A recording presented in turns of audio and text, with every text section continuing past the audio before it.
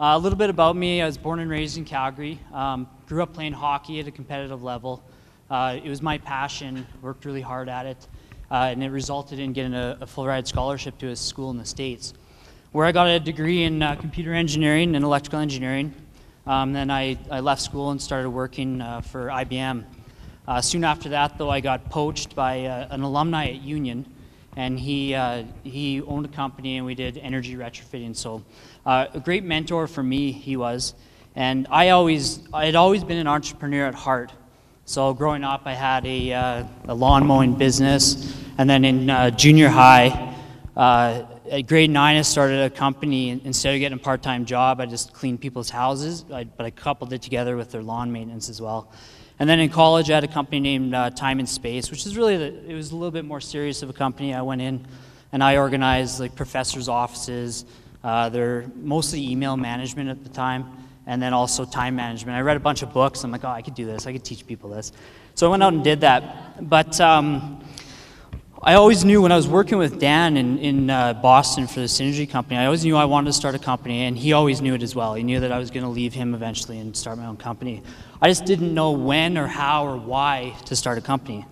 So I was working in Boston, and my brother Kris was playing pro hockey in Europe. And we took whatever we could, scrounged together whatever we could, and we invested everything we could into real estate in Calgary. And our 10-year plan was to buy and sell properties and let them rent themselves. But a few things happened. Kris was in Germany, and his wife was pregnant at the time, and they had some complications. So they decided, you know, it's not worth it. We're going to move home to Calgary. She's from New York, but they moved back here because my parents and we grew up here. So they moved back to Calgary. And the other thing that happened was the real estate market blew up. So this is around 2006. And Kris came home and was working for a company that I'd done Time and Space for. And it was in commercial leasing. So to go from playing pro hockey, which was his passion, is his dream, to commercial leasing for him is a huge letdown. I just hated it. But anyways, one day he called me up. I was in Boston, and he said, hey, Kurt, we got a really good opportunity here. There's this piece of land. The market's blowing up, and we can develop it. But the deal is we buy this cheap piece of land, and we have to hire the guy who's selling it to teach us how to build. So I was like, all right, cool. So for right or wrong, we just jumped in. And the lesson on this is, how do you know when to start a business? And for us, we just did it. We just jumped in. We had no idea what we were doing. We just knew we wanted to do something. So we did know that there was never going to be a perfect opportunity. And so jumping into us made a lot of sense. And I think the real lesson, I guess, is you can think and plan and wait for that perfect moment forever, but it probably won't come. And anybody that's ever done anything has just had to take that first step and that leap of faith and just jump in and immerse yourself. So we've jumped into this business, and the question is, what does it take to go from jumping in to something you really don't know what you're doing to running a company? And I've got some stories from my experience. I mean, we had started the company, and 2 years went by. We built some really cool properties. We were building homes traditionally, just going out and knocking down a house and building a new one. They're really nice homes. We sold them, made a bit of money, but the whole process just didn't make any sense to us. It was just stupid. You go to the house, you knock it down, you hire a bunch of trades, you got guys that don't show up for weeks at a time, they're peeing in the walls, like crazy stuff that happens when you're building on site. So most people probably don't want to hear that, but so we put the brakes on the company as it was. And when we were in Germany for college, we went for 4 months to a term abroad, which was pretty cool, but we remember looking back, and we were drinking beers, and in Germany, modular construction is prevalent. And we said back in Germany over beers, like, we should do this in Canada. This makes so much sense. So we'd put the brakes on, and we said, let's do this. Let's go out and find a builder that can build our houses for us in a factory. So we found a company in Manitoba, and we went out there, and we had our next project that we were going to build. It was a big fourplex. And we said, can you build this? And they're like, oh, yeah, we can build it. We'll build it upside down and inside out for you. So we're like, okay, great. Give them a deposit. And it took them a year just to do the design and figure out how they were actually going to do it, because they really had never done it before. So we had no income coming into the company. We had millions of dollars in loans and properties and projects that we were supposed to build out. and we're waiting on this thing to come. So personally, I had about $100,000 in credit card debt that had started to amass. I had creditors calling me every day, like 15 times a day. So my wife and I decided to shut the ringers off, and I just didn't answer the phone unless I knew who it was. I developed a bad case of gout with a side of kidney stones, and in a period of 2 years, I went to the hospital 15 times for, my ankle was like this big, gross, turned black one night, and kidney stones, and it was all from stress. And the other thing that I developed was I was an insomniac. I either couldn't fall asleep, or I'd wake up 2 hours after falling asleep, like panic, sweating, cold sweating, my heart pounding, my head just racing, wouldn't go back to sleep. So I was a total train wreck. And to top it all off, we couldn't pay our mortgage. So we made a tough decision, my wife and I. We weren't married at the time. Like, amazing girl, she still married me, but we rented out the house, and I got paste mouth here. Rented out the house and moved into my parents' basement, and we both took part-time jobs at Moxie's. So she'd been working full-time and was supporting us. She's out there. It's going to make me cry seeing her, but we took these jobs at Moxie's, and finally, this house finally came, this modular house. These massive structures, 24 feet wide, they weigh 50,000 pounds, and there's 6 of them. We had to shut down Martel Loop Road. So Kris and I, we personally, because we didn't have any money, went and rented these signs rather than hiring the city to do it. And we ran up and down the streets. I was driving my truck at like 2 in the morning, and he was running like Rocky, like total scene out of Rocky. He was taking these signs and setting them up. But anyways, we got these things here, and we craned this building together. It was a 5,000 square foot building, $2 million building, in 8 hours. It was awesome. Such a cool feeling, and there's tons of people around. My mother and father-in-law were there, my parents were there, and they were just at awe. They're like 25 years old. I wasn't doing that at 25. It was pretty cool. People go to work in the morning, and they came back that night, and there's a building that like appeared, and they literally stopped like this.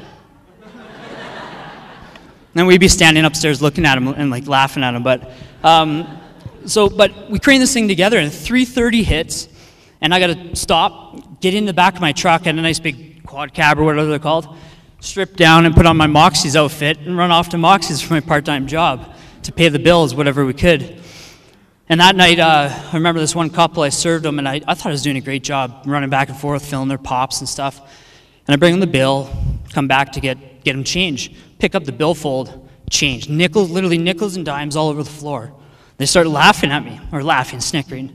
And it's tough to bite your lip on that one. I picked up the change and just got out of there. But I went from feeling so awesome about, look what we did, because we had a lot of people tell us, literally, you had big balls, but this isn't going to work, guys. And we did it. We built this massive house, and we felt great. But then going from that to, man, what a loser. I feel like such a loser putting on my Moxie's outfit. Not because I'm going to serve, but because I couldn't pay my bills. I had creditors calling me. The creditors only call degenerates, right? So that's how I felt, and it's a bad feeling. But eventually we sold that house, and we got out of a pretty big mortgage that we had on it, the construction mortgage. We still weren't paying bills. We had to actually rip that building apart because it wasn't built properly. So we lost a bunch of money on that. And everything came to a head because we still weren't paying them. And I remember driving home with my wife from the mall, and I broke down, like I went numb. I started cold sweats, and I sore pain in my shoulder. I'm like, holy crap, I'm having a heart attack. I'm 27 years old. So I pull over, and she calls an ambulance. They come and check me out. No, you're okay. No heart attack, but it was a panic attack. And I was thinking, well, I wasn't even thinking about anything. They just said, I told them a bit of my history, and they said, well, you have all these things going on subconsciously, and your brain just does it. And it was a panic attack. So anyways, during that, I'm thinking, holy crap, what have I done to myself? Why have I been doing this? And I guess the lesson to that is, if you're going to start a business, you got to know it's going to be hard. You got to find a way to put the blinders on and bury all these gremlins that are out there, the creditors and stuff. I mean, maybe you'll be lucky and that won't happen, but I think most people go through a lot of challenges. Eventually, when you bury all this stuff, it's going to come out, so be ready for that. Hopefully, it's not a heart attack. I was lucky. And the other thing is, you have to do what it takes. It's kind of cliche, but you really do. You got to swallow your pride. You rent out your house, move into your parents' basement with your fiance, and get jobs at Moxie's where maybe somebody's going to laugh at you when you pick up their change. And And so all those hard things, I look back on them, and some of the hard times are the best of times. So looking back, I mean, I'm here now, we've made it through. We've got some amazing things that have gone on. We went on Dragon's Den, like they said. Tons of articles and TV interviews and stuff. Most recently, Kris and I were top 40 under 40, which is pretty cool. We own our own factory, and we've got amazing investors behind us now. But why did we stick through all that? It wasn't because of all those accolades or all these being on a TV or whatever, because we really don't care about that. We did it, it wasn't for money, because we didn't pay ourselves for literally 4 years, not a dime. It was because of the dream that we had and our passion. I mean, we've talked about passion here today, but it's a big dream coupled with passion and working really hard. I've always dreamed big. I've always set big goals. The Dragon's Den and top 40 under 40 were goals I set. And I remember laying on the couch before we rented it out, talking to my wife saying, I'm going to go on Dragon's Den with Karoleena. And she kind of snickered. But a year later, I was on Dragon's Den. Same thing with top 40. I said, I want to be top 40 under 40. I'm 29 now. I'm top 40 under 30, I guess. I don't know. And I always will dream big. With Karoleena, I want to change the world. I want to make people's lives better by building them a better house. I want to do to the home building industry what Henry Ford did to the automobile industry. And of all that, the most important thing about having big goals and dreaming big, I think, is I believe wholeheartedly in myself that I will make those things happen. I'm also surrounded by a wife, a family, friends, investors, and advisors. One of them actually, Mogan Smet, I don't know if he's here, but he's going to be speaking. Awesome guy. But they also all believe in us. And the lesson to this, I would say, is that the theme is what is my legacy? And I have no idea what my legacy is.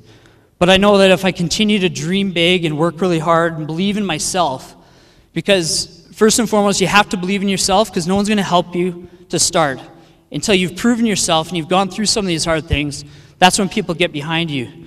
So believe in yourself and also surround yourself by people that do believe in you. Because my family and friends always believed in me. I know that we'll do great things and that I'll do great things. And then all of a sudden, I think a legacy will have created itself around all that. So today, I mean, it was 6 years ago when I was sort of in a lot of your guys' shoes thinking, I want to start my own business. I want to go out there and do something great. And my advice to you is that if you believe in yourself, if you're willing to sacrifice, because you're going to have to make sacrifices, and work really hard, if you surround yourself with great people, then if you can find a way to put on your blinders and work really hard, just go out there and let your passion drive you, and you will be successful. And I really hope that everyone out here that does something is able to come up here and talk about their experiences in such a way one day. So thanks for having me.